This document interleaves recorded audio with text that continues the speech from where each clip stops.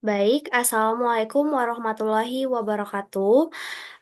Di sini kami ingin mempresentasikan hasil diskusi kami mengenai analisis kualitas layanan atau QoS jaringan menggunakan Wireshark. Sebelumnya, izinkan kami untuk memperkenalkan diri kami terlebih dahulu. Perkenal, Sebelumnya dimulai dari saya, perkenalkan nama saya Ananda Khairul Amalina dengan NIM akhir 05. Oke, perkenalkan saya Anissa Yusri Nurrohma dengan NIM akhir 0029. Perkenalkan, nama saya Alia Fujinsani dengan NIM akhir 0042.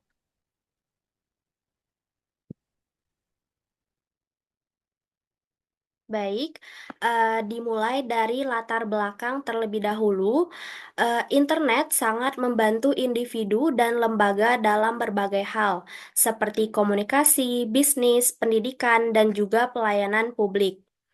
Adapun kualitas jaringan sangat mempengaruhi kinerja layanan real-time seperti yang pertama, voice over IP, yang kedua, streaming video atau audio, yang ketiga, video conference.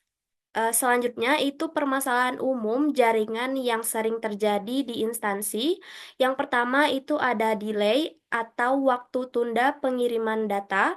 Yang kedua ada jitter, yaitu fluktuasi delay antar paket data.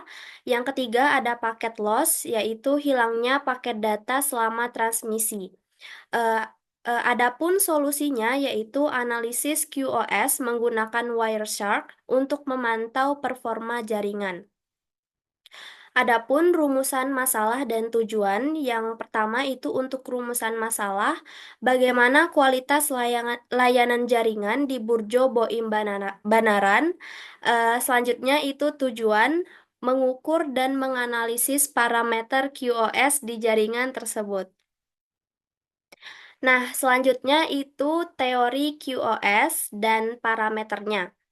Untuk pengertian QoS sendiri, yaitu Quality of Service atau QoS adalah metode untuk mengukur kapasitas jaringan dan mencoba mendefinisikan karakteristik dan sifat layanan.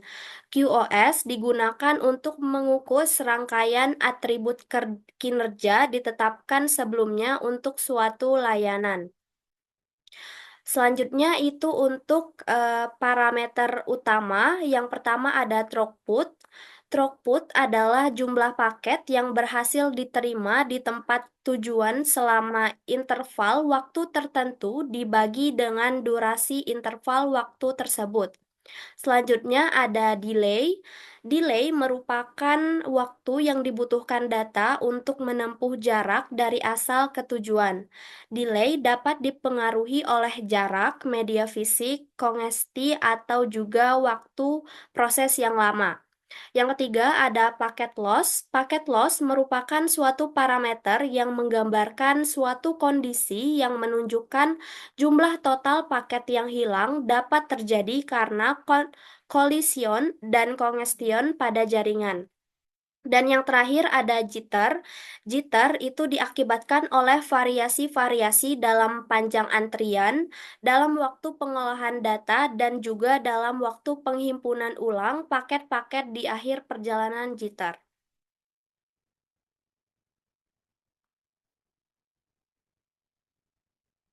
Eh, Untuk selanjutnya itu studi terdahulu dan gap. Untuk studi terdahulu itu penelitian sebelumnya banyak fokus pada yang pertama itu perhitungan matematis dari data Wireshark itu oleh Rianto dan lain-lain pada tahun 2023. Yang kedua ada simulasi dan pengujian di lingkungan pendidikan oleh Pristiandi dan lain-lain pada tahun 2023. Yang ketiga ada pengembangan algoritma QoS di SD negeri oleh Al-Bashar dan lain-lain pada tahun 2021. Adapun gap penelitian, yang pertama itu minim penelitian berbasis observasi langsung di lingkungan nyata. Yang kedua, belum mempertimbangkan fluktuasi trafik sesuai waktu dan aktivitas pengguna. Yang ketiga itu kurang studi pada jaringan mikrobisnis seperti warung makan secara real time. Nah, penelitian ini mengisi gap tersebut melalui observasi langsung di Burjo Boim Banaran. Oke, kita masuk ke metodologi penelitian. Yang pertama ada lokasi dan objek yang kita ambil untuk penelitian kali ini. Lokasi yang kita ambil yaitu Burjo Boim yang ada di Banaran dengan koneksi internet yaitu Wi-Fi 5G network. Kita memilih tempat ini karena di Burjo itu kan tidak selalu apa ya tempatnya ramai terus atau sepi terus jadi seperti naik turun gitu. Jadi kita mengambil tempat ini untuk mengambil apakah kualitas jaringan internet tetap stabil ketika baik itu saat pengunjung ramai atau pengunjung tidak terlalu ramai begitu. Kemudian yang kedua adalah tanggal dan waktu penelitian. Kita melakukan penelitian pada tanggal 24 Mei 2025 yaitu sekitar pukul 5 sore atau jam 17.00 sampai 21.00. Selanjutnya untuk alat sendiri yang kita gunakan yaitu tentunya kita sudah menginstal software Wishart pada laptop kita.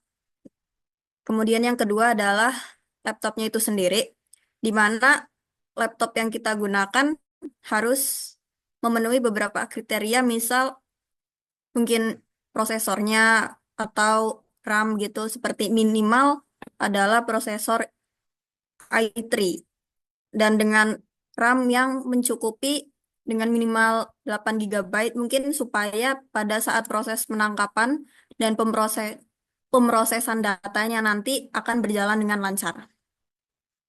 Next.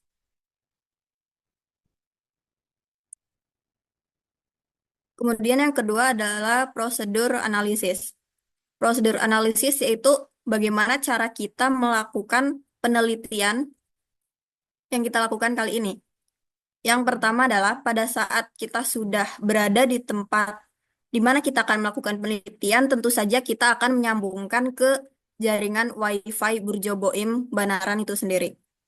Lalu yang kedua adalah capture paket dengan aplikasi Wireshark, yaitu di mana saat kita membuka aplikasinya, kita bisa memilih koneksi Wi-Fi.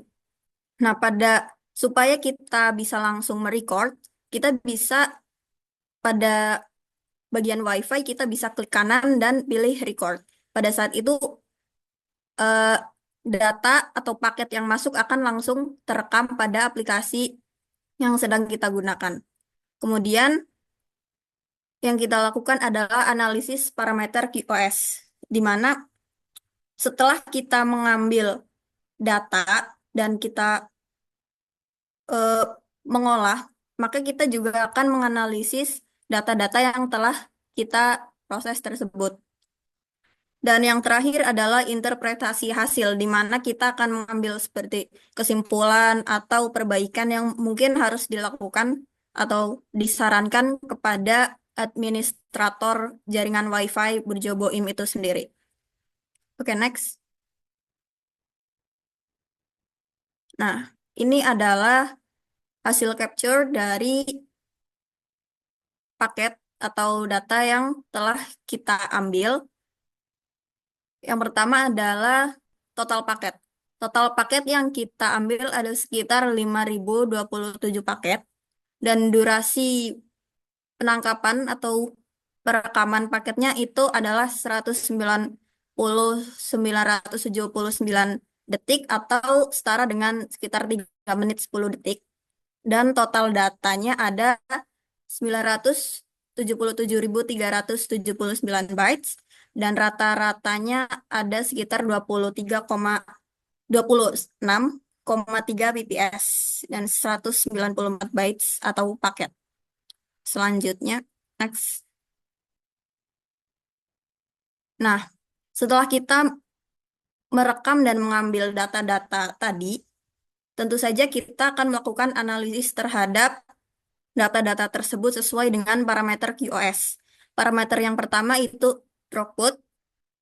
Di sini setelah kita melakukan perhitungan dengan cara membagi observation period dengan number of data packet sent, maka kita mendapat hasil 40 kbps, di mana hasil tersebut masuk ke dalam kategori buruk, karena eh, hasil itu kurang dari 25 Mbps.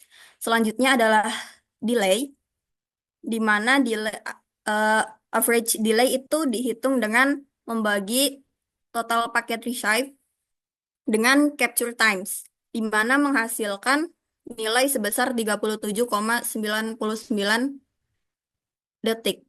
Dan hasil tersebut masuk ke dalam kategori sangat baik karena di bawah 150 detik. Selanjutnya adalah yang kita analisis yaitu paket loss, di mana paket loss pada saat kita capture adalah ada 5 paket, di mana itu masuk ke dalam 0,09 dan itu termasuk dalam kategori buruk. Kategori baik, karena jika sangat baik itu harusnya 0. Nah, walaupun ini 0, tetapi ada 0,09 atau bisa juga 0,1, maka hanya cukup dikatakan dengan kategori baik. Nah, yang terakhir adalah kita menganalisis jitter, di mana average jitter itu dihitung dengan membagi total total delay variation dibagi total receive paket dikurangi 1, di mana menghasilkan nilai sebesar 6.016,9 detik. Dan hasil tersebut masuk ke dalam kategori buruk, seperti itu. Oke, next.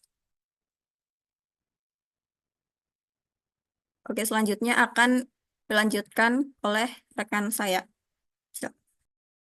Oke, selanjutnya, setelah rekan saya menjelaskan perhitungan analisis yang sudah kami lakukan sebelumnya, pada bagian ini saya akan menjelaskan bagaimana hasil pengukuran parameter kualitas jaringan ditafsirkan dan apakah jaringan tersebut memenuhi standar ideal ataukah belum. Nah, bisa kita lihat pada bagian ini, hasilnya menunjukkan bahwa hanya delay dan paket loss yang masih baik. Namun throughput dan jitter yang buruk membuat kualitas jaringan itu secara umum tidak memenuhi standar QoS, terutama untuk layanan real time. Bisa kita lihat di PowerPoint, untuk throughput itu dihasilkan 40 kbps, yang dimana dia itu jauh di bawah 25 Mbps, yaitu standar QoS. Maka throughput dimasukkan ke kategori buruk. Lalu selanjutnya ada delay. Delay yang kita hasilkan itu menunjukkan di angka 37,99 ms. Dia dikategorikan sangat baik karena kurang dari 150 ms, di mana itu adalah standar QoS dari delay. Selanjutnya ada paket loss. Paket loss ini kita menghasilkan 0,09%. Dia dikategorikan sebagai baik karena mendekati 0%. Lalu selanjutnya ada jitter. Jitternya dengan angka 6.016,29 ms. Jadi dikategorikan buruk karena dia tuh sudah melebihi standar QoS yaitu 125 ms. Nah, apakah jaringannya bagus? Tentu saja, walaupun parameternya yang baik, performa jaringan tetap dinilai buruk karena dua parameter krusial, dan throughput jitter adalah masalah yang justru paling penting di sini. Oke, selanjutnya.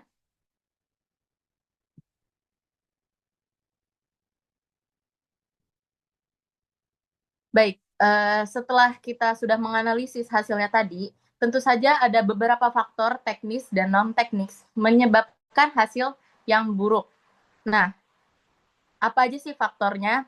Bisa jadi karena penggunaannya terlalu banyak, dan bisa sekitar 30-50 orang itu memengaruhi kualitas jaringannya. Lalu tidak ada manajemen bandwidth. Setelah itu ada router tidak mendukung lalu lintas padat. Sinyal hanya 5 GHz dan terhalang objek. Lalu banyak aktivitas berat bersamaan, seperti mungkin ada yang melakukan streaming atau ada yang sedang menonton dan aktivitas berat lainnya. Jadi itu salah satu faktor yang mempengaruhi kenapa jaringan termasuk kategori yang buruk. Lalu setelah itu tidak ada monitoring rutin. Jadi ini tuh mencakup tingginya jumlah pengguna aktif, perangkat keras yang kurang mumpuni, serta ketiadaan pengelolaan dan pemantauan jaringan. Oke, next-nya. Kami setelah menganalisis Burjobo Imbanaran, kami mengusulkan beberapa solusi, mulai dari konfigurasi teknis seperti QoS, lalu pemilihan perangkat yang lebih mumpuni, hingga edukasi pengguna agar koneksi tetap stabil. Nah, beberapa poin yang kami berikan di PowerPoint ini, seperti contohnya bisa mengaktifkan fitur QoS di router, jadi kita memprioritaskan aplikasi real time. Lalu kedua, batasi jumlah pengguna atau pisahkan jaringan. Yang ketiga, gunakan router bisnis dan menambahkan access point dual band. Yang keempat, atur bandwidth per IP atau perangkat. Yang kelima, monitor jaringan dengan Wireshark, PRTG, NetFlow. Dan terakhir, mengedukasi pengguna dengan cara menghindari update atau unduh bersamaan. Lalu next. Untuk kesimpulan, secara keseluruhan jaringan Wi-Fi di Burjobo Imbanaram belum memenuhi standar QoS. Meski delay dan paket loss masih baik, nilai throughput yang sangat rendah dan jitter yang sangat tinggi membuat performa jaringan buruk, terutama untuk layanan real-time. Masalah ini disebabkan oleh jumlah pengguna yang tinggi, tidak adanya manajemen bandwidth, dan perangkat jaringan yang kurang optimal. Jadi diperlukan solusi teknis dan edukasi pengguna agar kualitas jaringan dapat ditingkatkan. Oke, sekian penjelasan analisis dari kami. Kurang lebihnya mohon maaf. Wassalamualaikum warahmatullahi wabarakatuh.